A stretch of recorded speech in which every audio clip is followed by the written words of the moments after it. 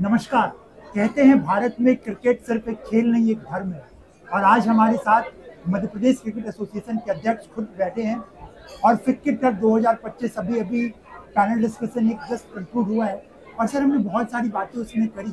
तो सबसे पहले थोड़ा सा दर्शकों को अपने बारे में बताएं आप, और as a president Madhya Pradesh cricket association कैसे देखते हैं भारत में स्पोर्ट्स लैंडस्केप। देखिए, सबसे पहले मैं पूरी फिक्की ऑर्गेनाइजेशन को बहुत बहुत धन्यवाद कहना चाहूँगा। उन्होंने इतना बेहतरीन पूरा इवेंट करवाया है।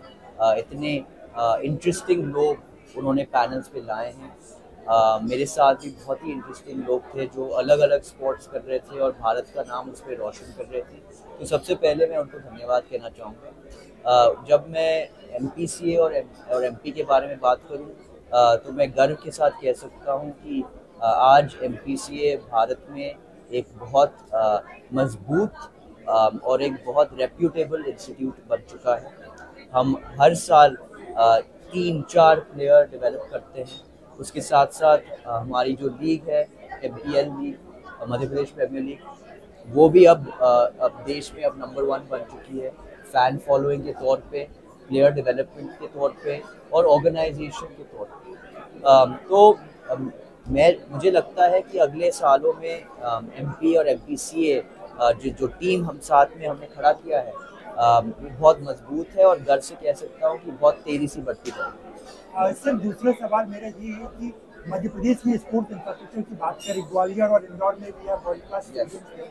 तो आप कैसे देखते हैं role of sports infra, not just for cricket but also for other sports as well? I think you made a very valid point. I think that मेरा ये सोच है कि स्टेडियम और sports infrastructure it has to be a living and breathing building.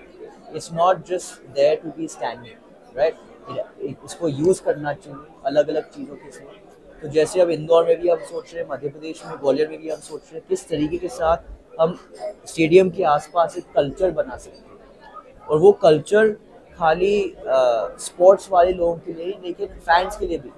क्या हम एक museum बना सकते हैं जिसके द्वारा हर दिन लोग को एक मौका मिले स्टेडियम के अंदर आना, घास को महसूस करना, स्टेडियम को महसूस करना, स्टेडियम का इतिहास, क्रिकेट का इतिहास के बारे में जानना।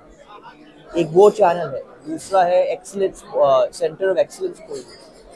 हमारे पिछले BCCI सेक्रेटरी और अब ICCI प्रेसिडेंट भी श्री जयशाह जी भी, उन्होंने अच्छा सोच दिया है कि सेंटर ऑफ एक्सीलेंस खोलना बैंगलोर में।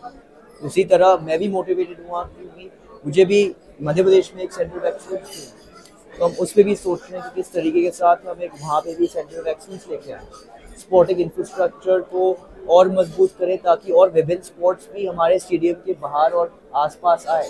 क्योंकि क्रिकेटर्स के लिए भी खाली क्रिकेट खेलना महत्वपूर्ण नहीं है। अगर आप TV पे देखोगे तो वो पैडल खेलते हैं, टेनिस खेलते हैं, फुटबॉल खेलते हैं, क्योंकि अलग अलग स्पोर्ट्स खेलने से भी उनका अलग अलग स्किल डेवलपमेंट होता है।